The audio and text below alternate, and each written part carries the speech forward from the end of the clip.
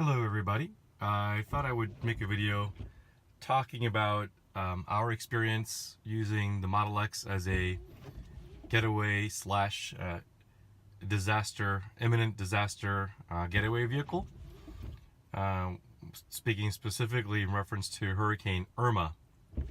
So last Wednesday, my wife and I made the call to evacuate South Florida because at the time the area in which we live was going to be hit pretty hard by Hurricane Irma. And once we made that decision to leave, we had to figure out, okay, which car are we going to use?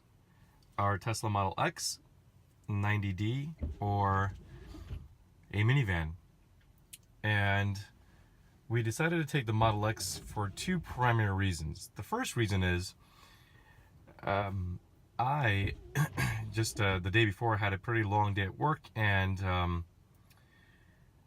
I was pretty exhausted already, and I knew that the drive up to Atlanta would be no ordinary ride because just like us, there were thousands upon thousands of motorists on every road imaginable going north.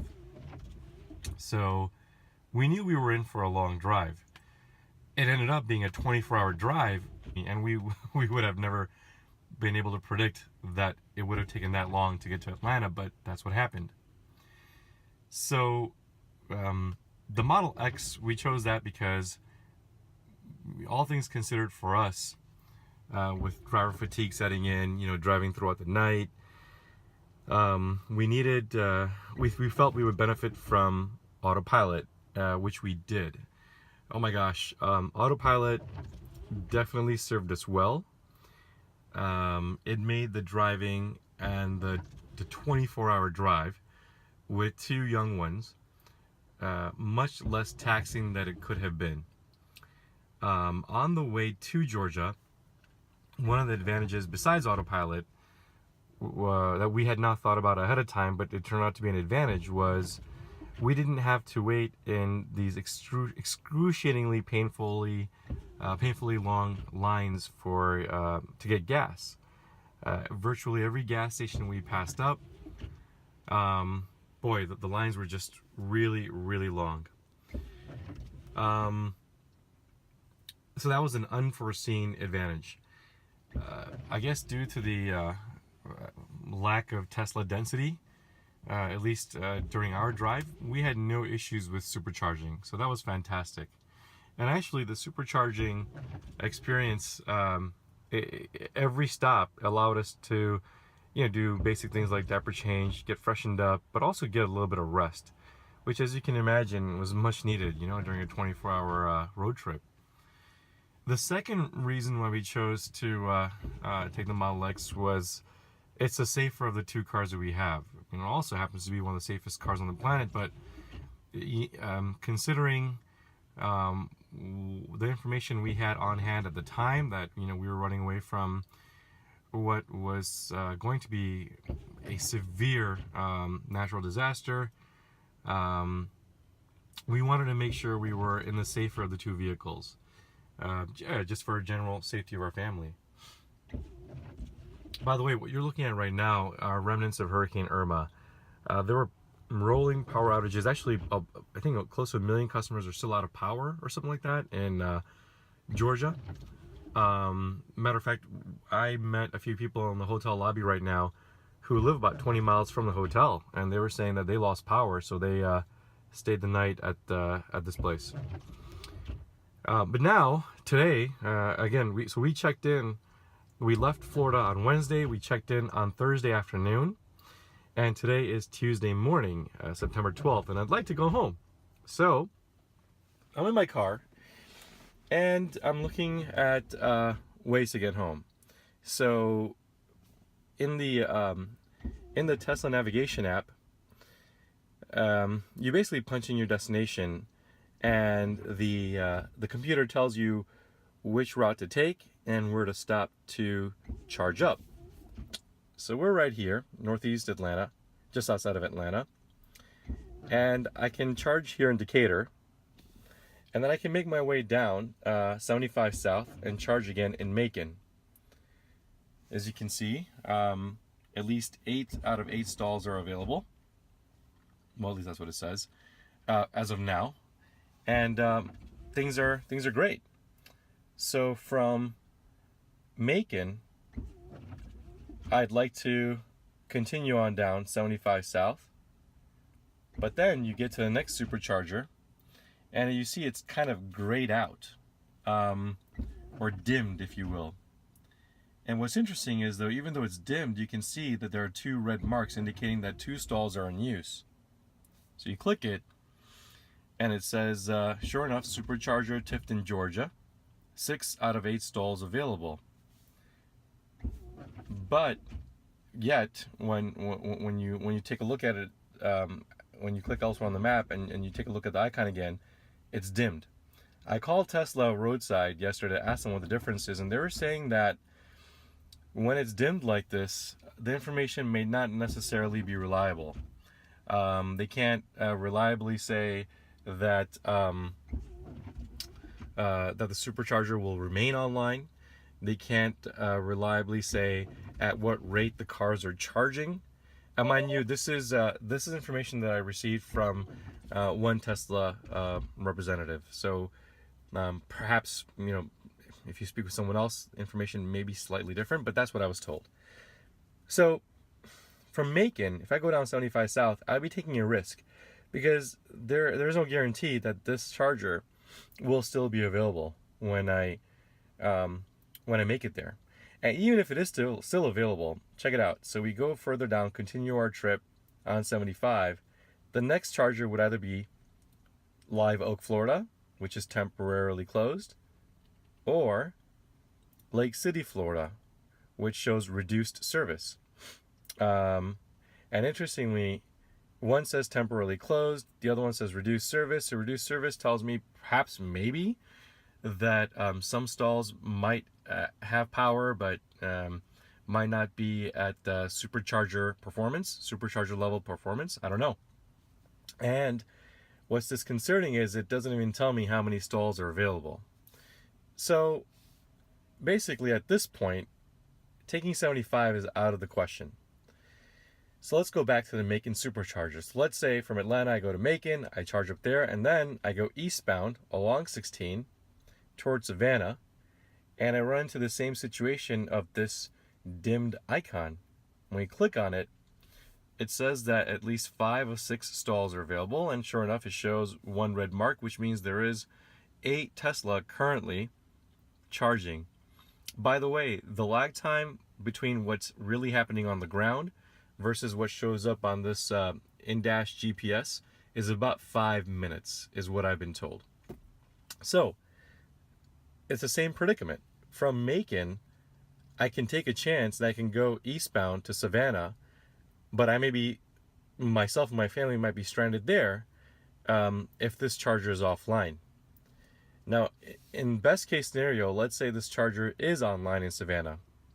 Okay, so then I'll make my way down 95 South, heading towards home, and then I would pretty much for sure need to charge up at Kingsland, Georgia supercharger, which shows temporary closure. So there you go, yet another roadblock on the way home. The next supercharger after that, that shows up here, let's see, St. Augustine, and that's also temporarily closed. So the 2 main routes I have of getting home are closed off to me, which is really really unfortunate, and it kind of puts us in a bind in terms of, okay, we need to figure out how are we going to go back to Southeast Florida. One other suggestion that the Tesla service personnel had for me was I could go to PlugShare and I can look up level 2 chargers. Well, the issue with level 2 chargers is, again, there's no assurance that by the time we get to those level 2 chargers, they'll still be available online, number one. Number two, realistically speaking, from my I've had my Model X for about almost 9 months now. In my experience, the level 2 the chargers, I'd be lucky if I can get about 20 miles of range per 1 hour of charge. So with that being said, you can imagine, trying to charge up to, at least a 200-mile range just using level 2s it's not really I mean, it is a viable option, but it's not desirable, especially in terms of a family situation where you're like us, where you have two little children, a baby and a toddler, or child. So that's really not an option for us. Now, my wife and I, when we had made the decision to take our Model X and to use that as our evacuation vehicle, we knew what we were getting into, meaning we knew that the superchargers would be down in all likelihood after the storm. We're just not sure, and no one could have told us how long they would be down for. And no one could have predicted with 100% reliability in which direction Irma was going to go. So now here we are. And also we had, after speaking with FPL, Florida Power and Lights people on the phone, and consulting with Tesla folks on the phone, we felt somewhat confident. I wouldn't say arrogant, but somewhat confident, hopeful, I should say. Optimistic and hopeful that at least the superchargers along the interstates would come back online sooner rather than later. For example, there's one, a Fort Drum supercharger station. There's one in Orlando, the Turkey Lake Service Plaza supercharger. So we were hoping that, those being very highly utilized main arterial locations, we were hoping they would come online or stay online, or at least come online sooner rather than later. But thus far, that is not the case. So we're going to remain where we are for at least a day and reassess the situation. And if the chargers don't come back online, then in our view, there are only two options remaining. Either stay here where we are and give the electric companies the rest of the week to do what they need to do, or somehow, and it pains me to say this, but somehow perhaps arrange to rent an ICE vehicle and drive that down back to Southeast Florida, and hopefully get assistance in having our Model X delivered to us somewhere down the line. But all in all, if one is facing evacuation, you're running away from some kind of natural disaster that's coming your way, I have mixed feelings about whether I would be able to recommend taking the Tesla, or taking a Tesla, versus taking an ICE vehicle. The obvious advantage of taking an ICE vehicle is, sure, even if power is down, invariably power will come back up in spotty areas, and gas stations will start working, and gas will be flowing, even if some stations are temporarily out. So in this particular instance, a family that had come up with us, evacuated with us in an ICE vehicle, they already made it back to Southeast Florida because they were able to fill up on the way home. And here we are at the mercy of the power grid. So in terms of safety, again, the autopilot, when evacuating, it is clutch. I really made the most of autopilot. And it definitely, in my personal experience, definitely made for safer driving. So that was the good. The bad is that you're at the mercy of the power grid. And the ugly is, as with us, you may find yourself stranded and waiting for superchargers to come back online. So there you go. The good, the bad, the ugly of Tesla experience during Hurricane Irma evacuation. And I'll keep you guys posted to see how things pan out. Hey guys, so instead of making a new video we thought we would just continue with this one to let you guys know what happened, how we panned out. So the following day, we saw a couple of superchargers were opened up along our route. So we ended up going from Decatur to Macon, Georgia. Macon is right there on the bottom portion of your screen. Never mind the travel times. These are current travel times when I made this video. So it took a long while to make this journey. From Macon, we went further south to the next supercharger on the route, which is Tifton. Did the usual stuff, 40 minutes charge, diaper changes, and we this is the route, by the way. And again, never mind the travel times. I can't remember exactly how long it took, but for a stunt like this, that should have taken about an hour and a half, must have taken close to 3.5, almost 4 hours. Then from Tifton, we finally crossed over into Florida. Well, what's interesting is when we were at Tifton, the supercharger here was dimmed out or grayed out, this live oak supercharger, but by the time we were done charging at Tifton, something happened en route and this charger came online. So we ended up going there. I believe there were only 2 other Teslas when we got there. So no waiting. We had supercharger speed available to us for charging. After that, we made our way down further south to Ocala, Florida, which is kind of getting towards Central Florida. The superchargers were all available, and so there was no issue there. And so this is the supercharger you can see on the bottom part of your screen. I think I misspoke. Actually, there were only 2 stalls available. And what's funny is we kept seeing the same Tesla drivers virtually at every stop. So it was kind of fun in a way where we kind of made some friends along the way. Now, from Ocala, we had somewhat of a dilemma. As you can see here, the top green circle is where Ocala is, and the bottom right-hand circle is where Port St. Lucie is. Now, the 2 red circles, those represent superchargers that we would have liked to have visited, but they were both shut. Surprisingly, the Turkey Lake supercharger, which is, I mean, on the interstate, I was shocked that that was closed off. You can see how this would be a problem for someone who has a 75D. They can make it, but they would have to drive well below the speed limit to make it to all the way to Port St. Lucie. So that's what we ended up doing. We had just made a beeline straight to Port St. Lucie. We made it okay, charged up there, got some rest, and then we made our way home. So all in all, and I'm making this video a few days after having arrived back home in Florida.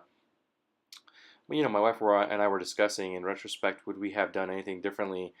And the answer is absolutely not. I still stand by my initial,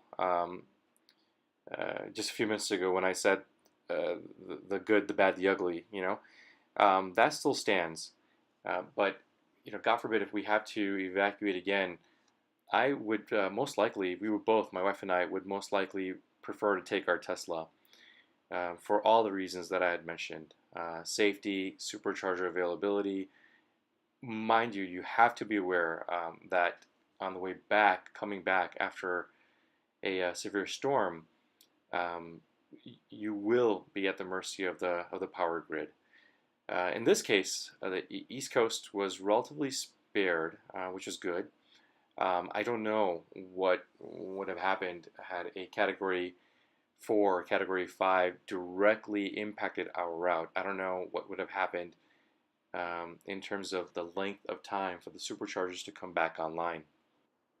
I have to also give kudos to Tesla customer support, specifically the roadside assistance folks. They literally were there with us 24 hours a day. If anything, I may have had to wait 10-15 minutes to reach a specialist, but there was no ridiculous 5-part automated menu that I had to go through. Nothing of the sort. Tesla definitely made things as easy as they could for us drivers who were on the road and who found ourselves in a relatively stressful situation. I'd also be curious to see what lessons Tesla executives would have walked away with from this particular experience, just out of pure curiosity and interest. All in all, had I had the opportunity to do anything differently, my wife and I definitely agree that we would not have changed a thing. We're really, really glad we took our Model X. Autopilot came through for us. The superchargers came through for us. Tesla support came through for us. I have nothing but good things to say. I know I totally sound like a fanboy when I say that, but I'm being as objective as possible.